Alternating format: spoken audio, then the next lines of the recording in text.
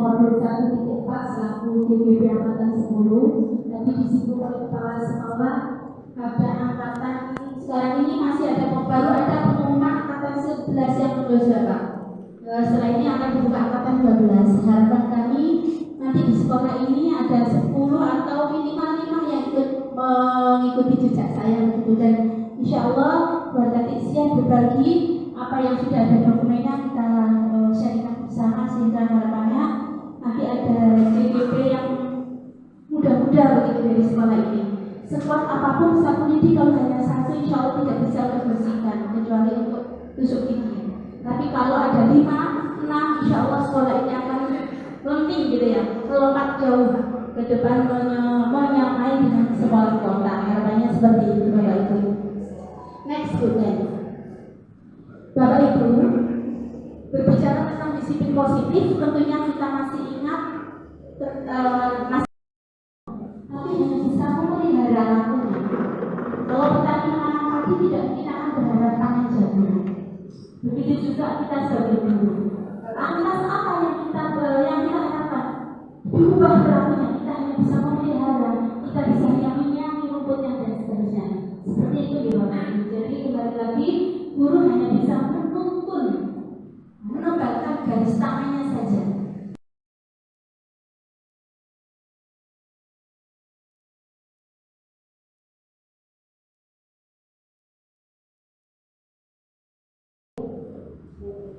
Bapak Ibu, bayangkan di tangan panjenengan ini ada benda yang sangat berharga.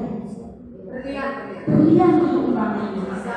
Kira-kira siapa yang bisa membuka genggaman tangan kita? Kita sendiri. Oke, terima kasih Bapak Ibu. Bisa diturunkan kembali.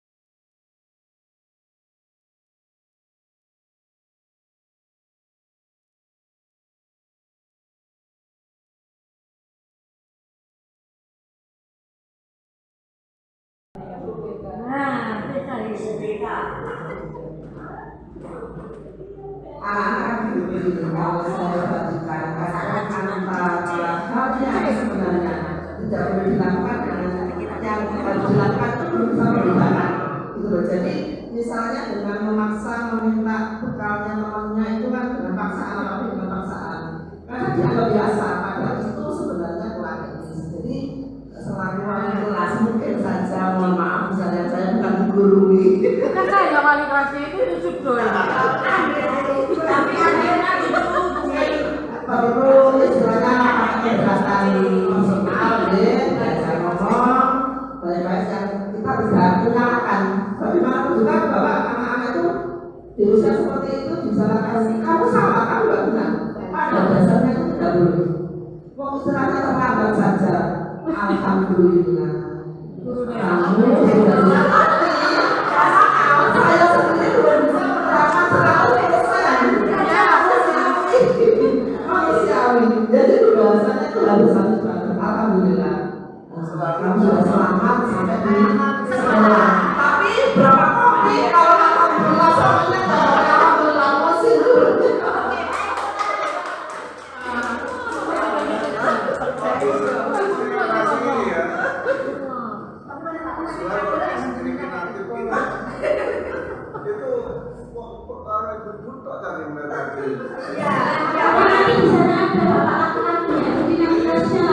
Oke, terima kasih. Intinya. Oke, siap. Terima kasih koleksinya nanti saya menarik kesimpulan dari apa yang disampaikan Bu Adita tadi. Ketika ada kasus yang dialami Bu saya, beliau harus melakukan pendekatan personal, tidak boleh langsung marah.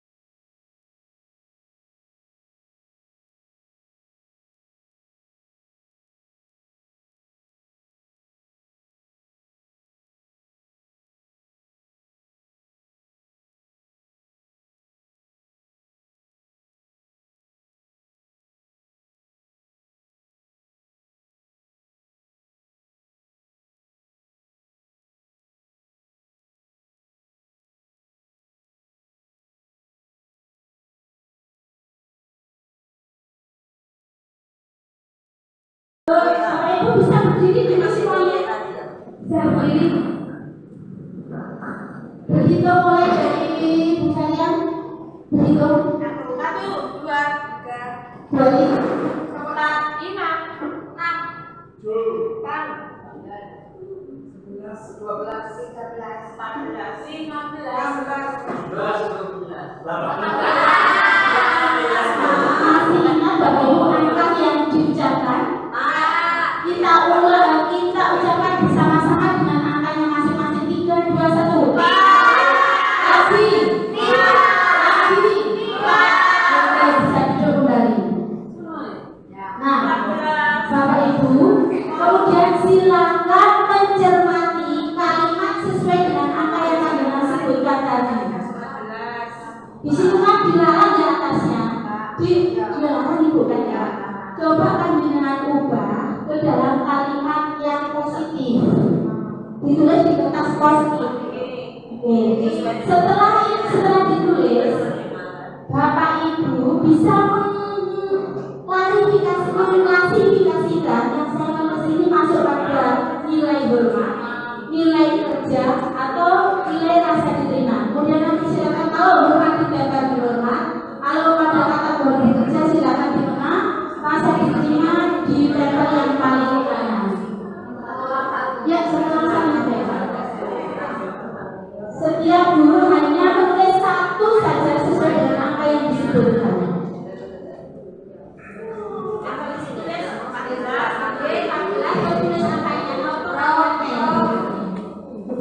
Di dalam tertib masih berbunyi dilarang. Nah, diubah menjadi kalimat positifnya.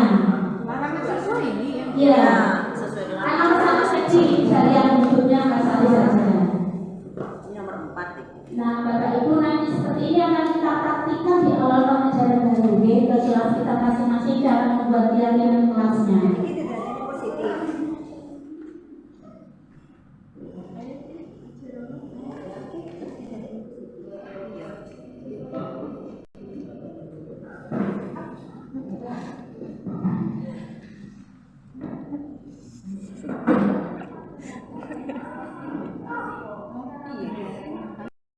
Itu masih menggunakan kalimat negatif, dilarang.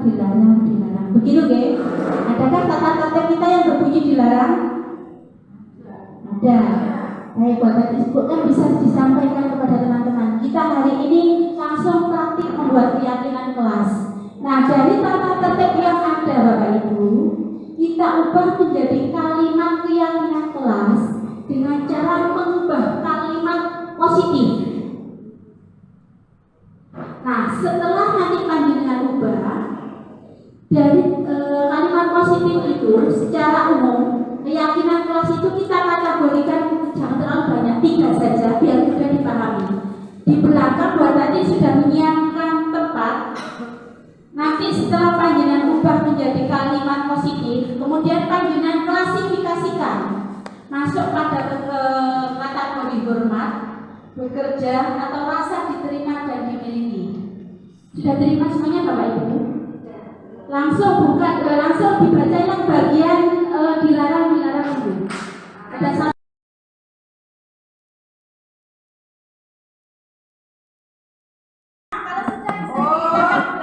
Ditulis meneng maksudnya.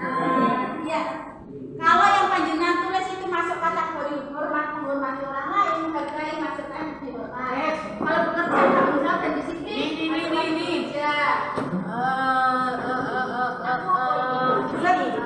Kalau yang rasa diterima disayangi, rasa diterima berarti aku Oh. tidak mari ajar halo buka ngono.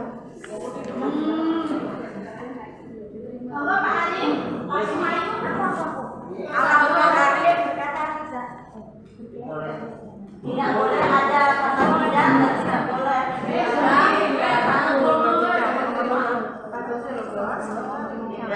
Saya. Maksudnya kono kali.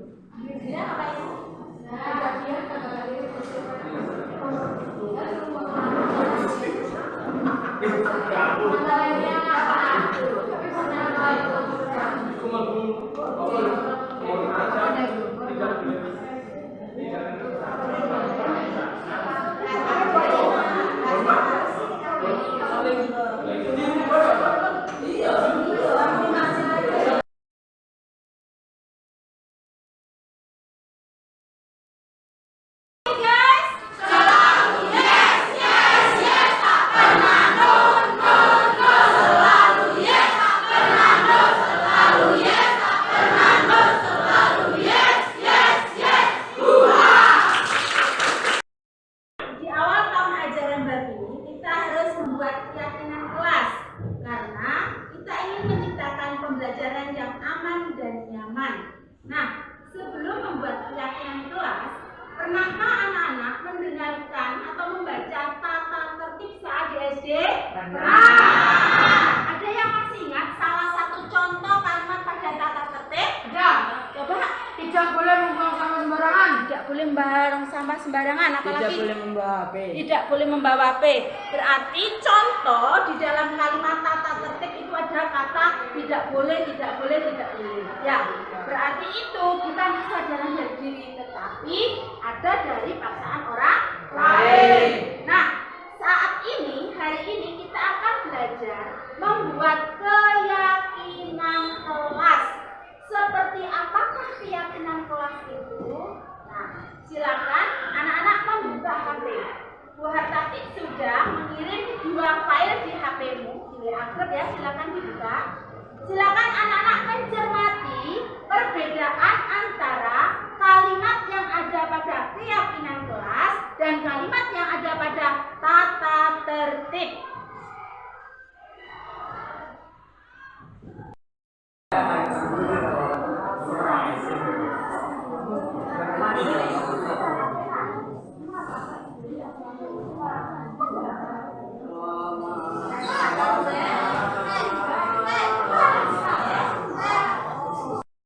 Anak, setelah kalian mencermati 2 kalimat yang ada di tata tertib dan ada di keyakinan kelas, adakah yang mau menyimpulkan perbedaan antara kalimat pada tata tertib dan kalimat pada keyakinan kelas? Oke, siap. Edwin, silakan. Keyakinan kelas adalah keyakinan dari diri sendiri. Kalau tata tertib adanya paksaan dari orang lain. Tepuk tangan buat.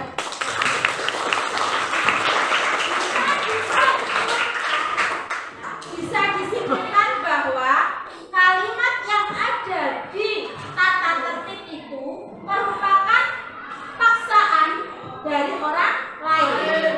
Sedangkan kalau yang ada di keyakinan itu merupakan kesadaran diri sendiri. Sehingga tanpa diawasi orang lain pun kalian akan melaksanakan keyakinan dengan sadar. Nah, setelah mencermati beberapa contoh kalimat keyakinan yang sudah dikirim, adakah yang mau menulis contoh kalimat keyakinan untuk kelas 7B? Oke, Ulan, silakan tulis. Ada lagi yang lain? Oke, Ervin, berarti nomor 2. Ada lagi? Terima kasih. Ya, setelah ini ya, berarti udah gantian.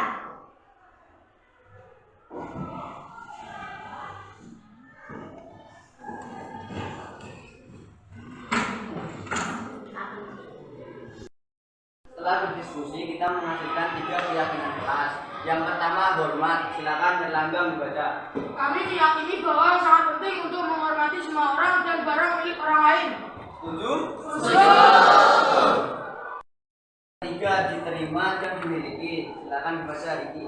Kami meyakini bahwa sangat penting untuk merasa diterima pada suatu kelompok dan saling peduli satu dengan lainnya. Teman-teman, terima kasih sudah menghasilkan keyakinan kelas. Semoga kita belajar dengan aman dan nyaman. Tepuk tangan untuk semuanya.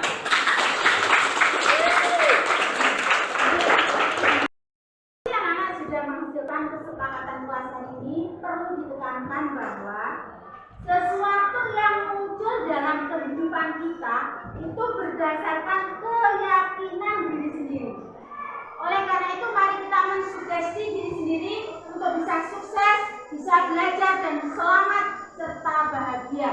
Terima kasih, tepuk tangan buat kita semuanya.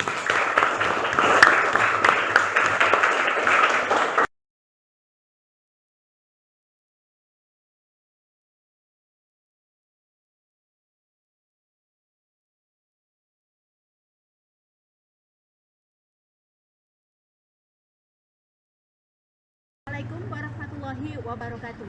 Selamat siang Bapak Ibu pembelajar dimanapun Anda berada. Selamat berjumpa kembali dengan saya Suhartati, calon guru penggerak angkatan 10 dari SMP Negeri 2 Gelaga, Kabupaten Banyuwangi.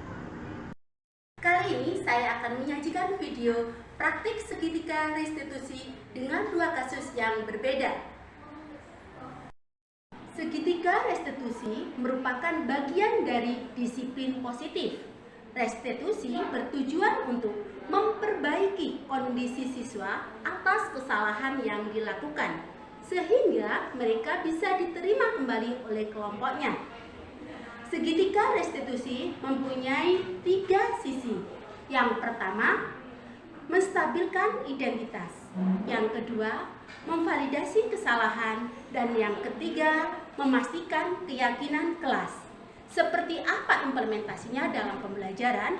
Mari kita simak hingga tuntas. Kasus yang pertama, seorang siswa bermain di kelas dan memecahkan kaca jendela. Fitran, berdasarkan informasi dari kita, kelas 7A ada insiden ya? Iya, Insiden apa sih? tepatnya pada hari Senin, Bu. Waktu itu jam kos dan kami diberi tugas sama guru matematika. Saya sudah selesai mengerjakan, tapi teman-teman yang lain masih mengerjakan. Lalu saya bermain di dalam kelas, tepatnya bermain bola, lalu tidak sengaja memecahkan kaca di dalam kelas. Oh, jam kos ya waktu itu? Ya. Makanya bermain di kelas. Tapi menurut Fitran, bermain di kelas itu benar apa salah sih, Nak? Seharusnya salah sih, Bu, karena melanggar peraturan yang ada di dalam kelas. Emang ada peraturan atau keyakinan kelas yang melarang seperti itu? Ada Seperti apa kalimatnya? 2 sih, Bu. Pertama, tidak boleh bermain bola di dalam kelas. Yang kedua, wajib mengganti barang yang jatuh atau dirusak oleh siswa. Oke, setelah Fitran menyadari bahwa hal yang dilakukan itu salah, maka apa yang dilakukan Fitran selanjutnya? Meminta maaf kepada teman-teman dan mengganti kaca yang pecah. Oke, baik. Terima kasih Fitran atas tanggung jawabmu. Mudah-mudahan kelak menjadi anak yang sukses ya, Nak. Amin. Oke, terima kasih. Kasus yang kedua, seorang siswa tidak mengerjakan PR atau tugas dari guru. Davin, berdasarkan laporan dari guru PKN, katanya Davin tidak mengerjakan tugas. Benar nggak sih, Nak? Bukannya tidak mengerjakan tugas Ibu, tetapi soalnya sangat banyak dan saya ngantuk. Oh, jam berapa sih emangnya? Sekitar jam 10-an sih Bu. Jam 10, makanya ngantuk. Tapi menurut Davin, tidak mengerjakan tugas itu benar apa salah sih, Nak? Sebenarnya salah sih Bu, karena ada kesepakatan kelas. Emang ada keyakinan kelas yang mengatur tentang itu? Ada. Seperti apa kalimatnya? Seluruh siswa wajib mengerjakan soal. Oh, begitu. Nah, kalau sudah menyadari tentang kesalahan, selanjutnya apa yang dilakukan Davin? Meminta maaf kepada guru PKN. Baik, terima kasih. Kalau begitu, segera lakukan tugasnya, kemudian minta maaf sama gurunya ya, Nak. Semoga ilmunya bermanfaat dan sukses menjadi anak yang soleh. Saya akan merefleksikan pembelajaran saya dengan Bu Suhartati. Pembelajaran saya dengan Bu Suhartati sangat menyenangkan karena Bu Suhartati selalu memberikan solusi tentang masalah yang saya hadapi dan solusinya sangat bersahabat. Terima kasih Bu Suhartati. Merefleksikan pembelajaran bersama Bu Suhartati. Beliau selalu memberi pendampingan yang humanis. Terima kasih Bu Suhartati.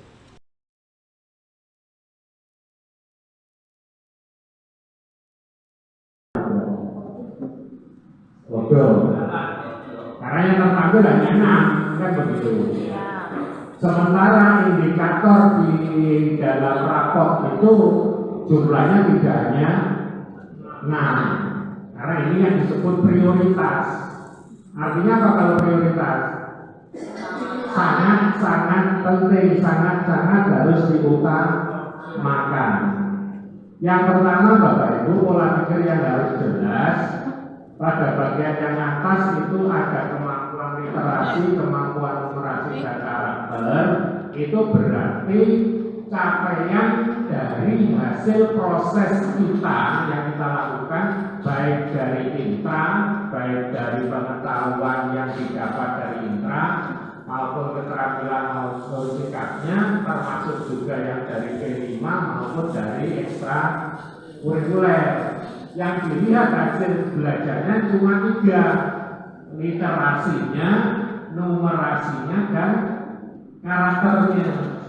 Dan di sisi ini yang kemudian jenengan patut